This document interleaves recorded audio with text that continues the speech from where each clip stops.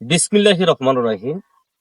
আমার এই পিছনে যে সবুজ সমারোহ ফুলের বাগানটি আপনারা দেখতে পাচ্ছেন, এই ফুলের বাগানের গভীর অতলে লুকিয়ে আছে নানাবিধ রহস্য। আজকে এই রহস্য উন্মোচন করার জন্য আমি মূলত এই ভিডিওটি তৈরি করছি। তো সুপ্রিয় প্রান্তিক খামারি ভাইয়েরা, কুচুরি পানা, এই যে আমার পিছনে যে এই যে ফুলের যে বাগানটি দেখতে পাচ্ছেন, এই ফুলের বাগানটা মূলত কুচুরি পানা। কুচুরি পানা আসলে এই দুইটি শব্দের মধ্যে আমি কচুরি পানা অর্থাৎ কচু, কচু আসলে এটি কিন্তু কচু জাতীয় একটি উদ্ভিদ।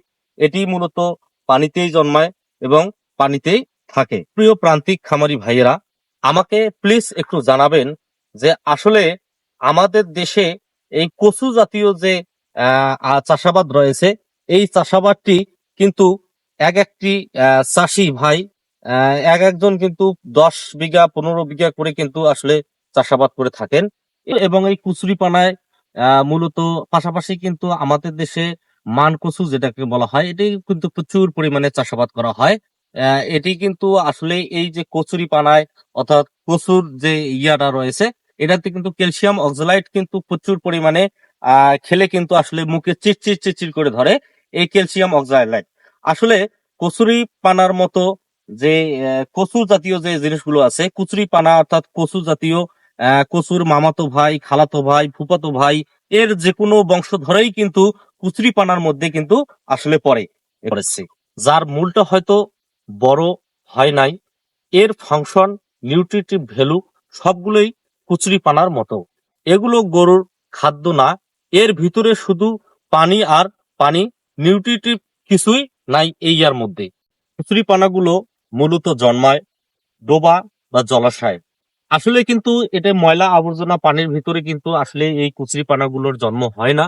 এটি মূলত কুচুরি পানাগুলো জন্মায় সুন্দর পরিষ্কার সাবলীল পানির মধ্যেই কিন্তু এই কুচুরি পানাগুলো প্রচুর পরিমাণে হয়। এর সৃষ্টির মাধ্যম এই কুচুরি পানাগুলোর ভিতরে কিন্তু আসলে প্রচুর পরিমাণে শামুক থাকে।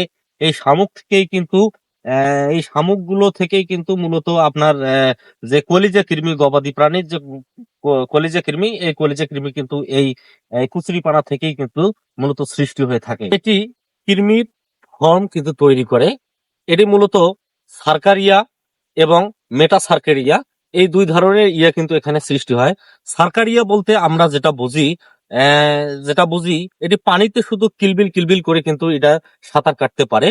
আর একটি হচ্ছে মেটাসার্কারিয়া। সার্কারিয়া যদি কোনোভাবে আপনার গবাদি প্রাণীর ভিতরে ঢুকে যায়, গরুর ক্ষেত্রে নোরিং ডিজিজ যেটাকে বলা হয়, যেটা নাক দিয়ে আপনার ছোলা তৈরি হবে, নাক দিয়ে ঘর ঘর শব্দ করে, নাক দিয়ে সর্দি বের হয়। এই সর্দির সঙ্গে কিন্তু পুজের মতো শব্দ বের হয়, পুজের মতো কিন্তু তরল পদার্থ নিগত হতে থাকে। এই যতই আপনি এর ট্রিটমেন্ট করেন না কেন, এটি কিন্তু ভালো হবে না। যতক্ষণ না পর্যন্ত আপনি কৃমিনাশক করাচ্ছেন না, ততক্ষণ পর্যন্ত কিন্তু এটি ভালো হবে না। এটি কিন্তু অনেকেই জানে না যে এটি কলিজা কৃমি তৈরির প্রধান একটি সোর্স।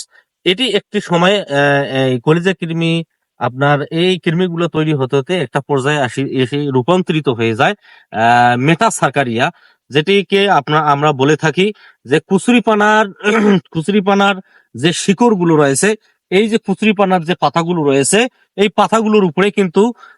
পাতাগুলোর উপরে বসবাস করে। পাশাপাশি এই যে কুচুরিপানার যে আপনার যে শিকড়গুলো রয়েছে, এই শিকড়গুলোতে কিন্তু এই শামুকগুলো, এই মেটাসার্কারিয়া যেটাকে বলা হয়, এরা কিন্তু ধরে থাকে। তো দর্শক বন্ধুরা, এই যে গোখাদ্য হিসাবে আমরা গবাদি প্রাণীকে অবশ্যই কিন্তু আমরা এই কুচুরি পানা কখনোই খাওয়াবো না। কারণ এই কুচুরি পানার ভিতরে নিউট্রিটিভ কোনো ভ্যালু নেই, শুধু শুধু পানি ছাড়া কোনো কিছুই কিন্তু নেই। অনেক প্রান্তিক খামারি রয়েছেন যারা কিন্তু এই কুচুরি পানাগুলো কেটে নিয়ে যেয়ে খাওয়ান। আমি ওটা অংশটুকু আপনাদের একটু দেখাবো। সুপ্রিয় প্রান্তিক খামারি ভাইরা, এই যে আপনারা দেখতে পাচ্ছেন, এই যে কুচুরি পানাগুলো কিন্তু আসলে কেটে নিয়ে যেয়ে আপনার গবাদি প্রাণীকে কিন্তু খাওয়ানো হয়েছে। আসলে এটি কিন্তু খাওয়া, এই যে কচু জাতীয় জিনিস সেটাকে আমরা বর্জন করব।